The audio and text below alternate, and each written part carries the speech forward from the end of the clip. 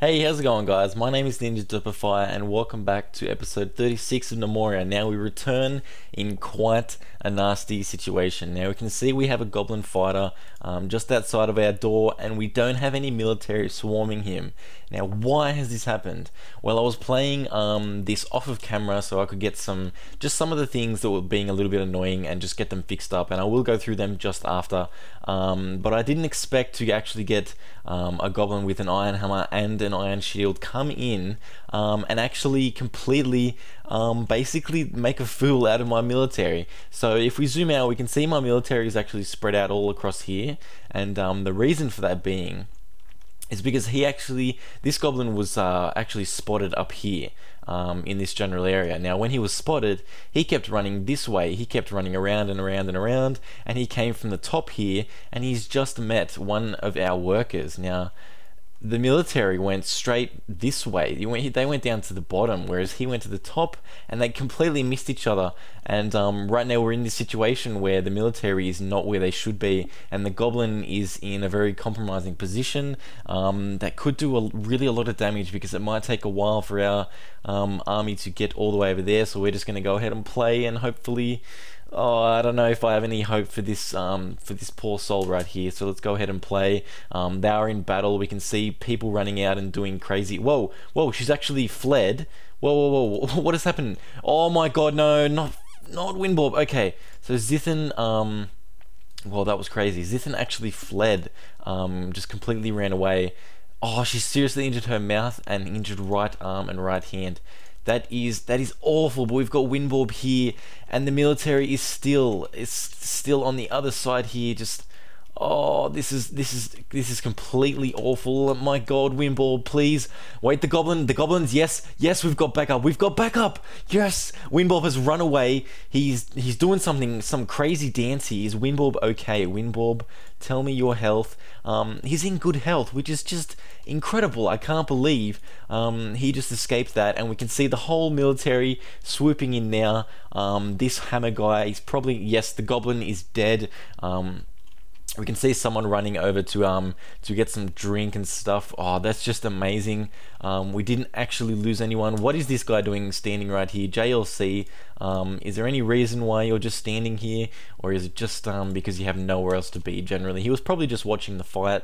He probably had a few bets for a couple of gold pieces going on that fight, and he probably thought the Windborb was definitely going to win, because we always support our fellow gnomes, and Windborb, of course, was able to hold that off. Now we can actually see right here, this soldier right here, Death Halo, actually has the iron shield that we just got off that little bastard, and I hope that we've got maybe the iron hammer maybe being used, but maybe not. Who knows? There's crazy stuff going on here. We just defeated that goblin, and the military was on the other side of the kingdom, which is just amazing to see. I am so happy about that. So if we take a quick moment to just go over what I was talking about before, someone suggested that I should maybe play a little bit off camera to get some things sorted out, and just keep things a little bit more interesting through the episodes, which is a great idea. So I'm going to actually, here we can see the iron hammer is in the possession of this guy, Sabrina, or this girl. She is doing amazing work with that iron hammer and that copper shield, so that's great to see. And so yeah, so I've gone through and played and just sorted things out, and you can see there's actually some construction and deconstruction going on in here. There is a ton of tinkering. We got extra machine shops. We've got bread. We got lots of sandwiches have been coming out of the bread shop, which is just amazing to see. So yeah, basically I've done a lot of things, and let me just go through them right now. We can see right here on this guy right here, on this soldier, Numerica, he's actually got a bronze breastplate. Now, oddly enough, the bronze breastplate is worth less than the copper breastplate, but people have told me that it is a better armor material. So I'm just going to go upon the word of people that have been commenting on the videos, and just keep making some more bronze armor as we get the bars, because I hope that it's better than copper. I guess copper maybe just is worth more simply for, I don't know, maybe an aesthetic look or something, because the bronze kind of looks like a bit, you know, a little bit, it looks like kind of creamy and weird like that. So there has been another update since the last video, and I really like the aesthetic that is coming to here. We can see all of the trees have gotten an update. The pine stayed quite similar to how it was, if it changed at all. The apples changed a lot, and I really like them because it looks, it definitely has a unique look to it, so you can like instantly identify if that's what type of tree it is. And if we go down here, we can also see the birch has got its own custom updated one. We can see here it's very different, and it looks really cool. Along with those new trees, there's been a whole lot of bug fixes like most updates, which is amazing to see. So we can see here the butcher shop is still red, it is still full. Yaks are still getting slaughtered, so I'll do a couple right now because they've been getting born. And in fact, if we go downstairs, I don't know if he's still down there, but there was a yak down in the mines, like incredibly deep down. It was just, I don't know, I was placing torches down there. Here we go. It was very dark. I didn't know what I bumped into. There were horns and there was like milk on the ground, and I was like, what the hell is this? And it was a yak. I mean, they're everywhere. They're like infesting everything. So we're gonna have to definitely keep an eye on them and make sure that we don't actually turn into the yak kingdom. So with the butcher shop, we can see it's completely full with yak skull and hides. There's actually like an incredible amount of stuff sitting in here. Now we have the bone stockpile up working very well. We can see that birch crate is full. That one is as well. I think we should have at least. I think we have. All those crates are actually full, so we're gonna have to place a couple more. Go to storage crate. It's gonna be wonderful. I don't know, it doesn't matter which crate. Birch crate out of 32. That's kind of funny. Oh, I get it. So that means that birch crate doesn't have anything in it. That's great. Okay, so just put those birch crates in there, those two, and we'll just put them here just to be less confusing with the bones and things like that. We've got a little dirt and stone stockpile here because I'm trying to just get it off these layers right here, because otherwise it sort of clogs up the stockpiles that I do place here, and it and really just closes down productivity time. We can see the logs and the planks, their own stockpiles really have been completely just not really ever full, which is it's a good thing and it's a bad thing. I really don't mind it too much, in fact, so I think that's really nice. So all the hides sitting in the butcher shop, I tried looking through the stockpile list. I tried looking for a place that they could that is classified under them. We look in. Oh, it's right there. Oh my god, I am so bad. It is right there. I was looking for at least a couple minutes, and I was looking through all of these different subsections, and hide is just right there, like in the first little category. That is amazing. But now hide is going to get moved over to there, because I didn't really want the butcher shop to be all stocked up and things. We've actually got some of these bolts of cloth moving over because we're making some beds, and onto that we've actually got some wonderful planks that have gone in here as opposed to the logs. Now the planks have been hard to come by with birch, so I have only replaced about, I don't know, almost all of them. This one right here is actually just replacing the floor as well, and we're actually gonna have to go to terrain, replace these floors right here. I'm gonna go to plank, and it's gonna go to, we've only got 2 more birch planks. That is a problem. I think we have enough logs, but yeah, we can see we've actually got both sawmills going flat out here. This one, and this one is actually not doing anything, just as I said that. But yeah, we do have those working pretty damn often. We can see the guys training up here, which is great to see. You know what, this is kind of annoying me just a little bit, so we're gonna go ahead and get rid of that, and then just replace this little corner here, because I know some people really like to be super duper neat, and sometimes I am like that, and that just sort of started to get to me because it's right at the entrance, and there's really no reason for it. So we can see these wonderful sandwiches just sitting here. It actually looks like there is jelly in between them, but there is in fact a sausage, so it's basically a hot dog. They didn't really state that it's a hot dog, but a sausage and a piece of bread going together is definitely a hot dog in my books. We've actually got a pillar and the statue here. Now we can increase the worth of the Great Hall. I'm actually going to do like a little bit of a just a little bit of a remodeling of the Great Hall. So we're going to go ahead and deconstruct just these chiseled walls, and then we're going to also mine out those 2 blocks there. So we're going to make it a bit more, I don't know, just a bit more of an L shape, as opposed to this like crazy design that really doesn't look that as good as it could in my mind. We could probably place some doors in here. Should we place some doors? I think we actually should. So in the stonemason we can make doors. We're going to make 4 lapis lazuli doors. They're going to be wonderful and blue.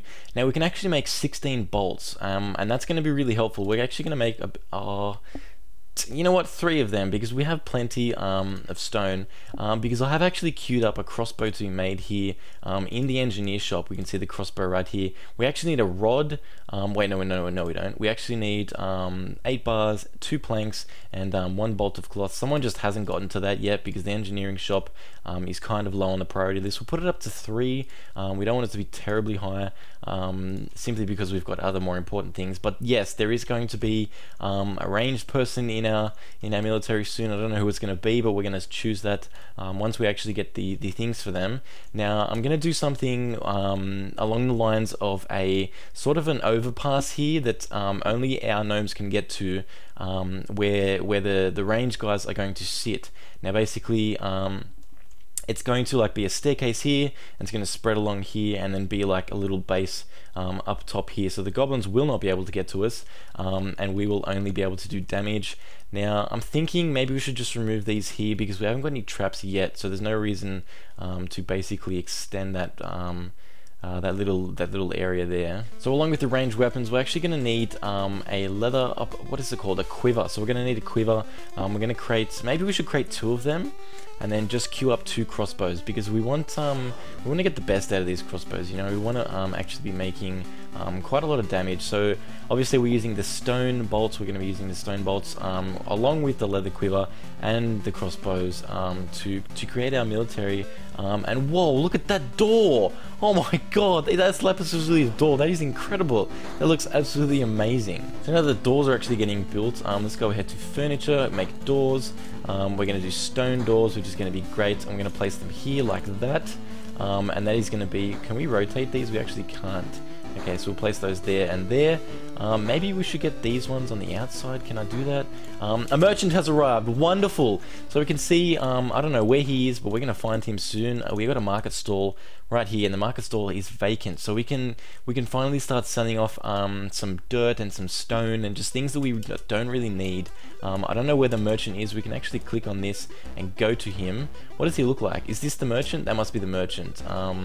Here she is, wonderful, wonderful lady. She's a gnome merchant. She's in great health. She's got skills in not too much stuff. She's probably not going to be too deadly, so we don't have to worry about her like punching people in the face. So yeah, that's going to be awesome. So the Great Hall is almost ready for its little bit of remodeling. Now I'm going to go to terrain and replace. Actually, I don't know if I can replace wall. I think we should go with plank walls because that's going to increase the worth by quite a lot. I think it should be birch. Yeah, I think it should be birch because birch is quite expensive. Now we can go ahead and just outline the Great Hall basically to be replaced with this wonderful plank walls. So seeing as we have some lapis lazuli doors here which look absolutely amazing, I think we're going to go ahead and deconstruct these doors for our entrance right now and just replace them with lapis lazuli because it just looks so amazing. And you know, it's just, we deserve a little bit of a special treat. So here we have our first merchant. I don't know what I'm going to be doing. We click on market stall. Oh, here we go. This is amazing. So we've got the gnome stock, which is obviously her, and we've got my stock. Now we've got a bunch of stone clumps. Can we trade them over? Whoa. I don't want to trade. Oh, I don't want to trade everything over. Okay, so I understand. We basically choose our bauxite. We've got 2,000. Now let's say if we want to sell over 100, is that going to get us any money? That's not going to get us any money, but it is going to get rid of some bauxite, which is actually not the worst thing. Now pine logs are worth, oh, we can see the worth right here. So we've got emeralds and things. I want to sell basically all of them. I think that's going to be great. I don't know if I actually have any of my own money, but I guess that's just the 200 there. Maybe not. So we can see we've got 2,625 dirt. Now we're going to get rid of, let's say 2,000 of that, because actually even having 600 is kind of ridiculous. We're going to go down to 300 dirt. We're going to trade that off. We're going to get rid of it. Now we've got still at 325 dirt clumps. Clay, I guess, isn't that useful, but I don't really want to get rid of it, simply because there isn't as much of it around the map and things like that. We can see we've got basalt. What other things can we trade? So we've got 42 raw sapphires. I definitely want to get rid of all of those, which is going to be great. Okay, so I just realized I made quite a big mistake. Now basically this screen is one transaction. Now that means I give him, you know, these sapphires, and that's worth 1,050. Then I have to choose something out of his inventory. Otherwise, I'm just giving him 1,050 worth of stuff. So basically, what do we want of this guy? Silver ores. I think we definitely want some animals if he has any animals. He's got a male yak. He's got a male alpaca. So we can't really do that because we need a male and a female. Male emu, we're going to buy one, and we're going to buy a female emu. So we're going to have these new animals, which is going to be awesome to see. I guess the next best thing to do would to be take all of these stone, these tin and copper ores, so we can make more bronze.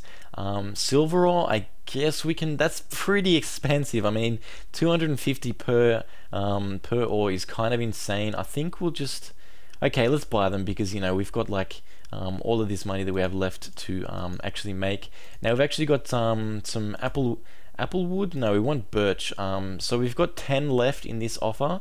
So let's go ahead and get 5 of those, and that's going to put us up to 1,050, and we're going to trade, and it's going to be wonderful. And we've just done a great trade. My previous trades were actually basically me giving away, I think it was those, it wasn't sapphires, but it was something else.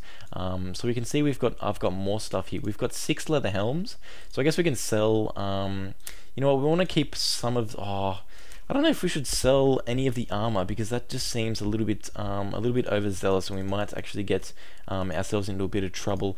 Now we've got 7 copper shields. Does that mean they're just sitting on the ground, 7 copper shields? I think it does. Let's go ahead and sell 5 of those, because that's going to be a fairly useful thing to do. We can see I've got 8 cut sapphire gems. I guess I can sell them. Well, I can sell maybe 4 of them, because that's going to end up with like a lot of money. Actually, it's only 110. Okay, so let's go ahead and put all of them in there. So we've got copper shields and stuff. I guess I can just basically buy more birch, and then I can buy, I don't know, what else could we even get? We could get strawberries and apples. Yeah, I think we'll do that. So even though this alpaca isn't going to have a female just yet, I think we're going to buy it anyway, because we do have the money for it. And then we're just going to buy a few more things. We've got 177. Strawberry wine, apple wine. How will we for drinks? Could be, we could just get some drinks or some strawberries. Now let's go ahead and get this. We're going to get like, I don't know, 35 worth. That's going to put us up to actually 212. So we're going to have to just take back 2 of those, put those back in, and we're at 210, which is going to be great. And the merchant's going to be giving us a lot of wonderful stuff. Now we can see, oh my god, isn't that incredible? We can see all of the stuff we've bought has just turned up here, and I no doubt hope that all of the stuff we sold has also gone into her pockets, if she can actually carry the sum 2,000 dirt that we actually gave to her. But we can see these emus that are white. That is really kind of weird. I expected them to be brown like they are in the real world, but being white, maybe we can like, you know, color them with dyes and stuff like that, and make them like pink and red and crazy stuff, which is actually going to be really funny. But I don't know if there's even, I don't think there is dyes in this game. But yeah, so we've got emus and we have alpacas now. So we can see an alpaca there. Alpacas are just spitting animals. Actually, I think camels spit more. Do alpacas spit? God, I have no idea. Let's go ahead and quickly just go rebuild this wall, which is going to be made out of bauxite.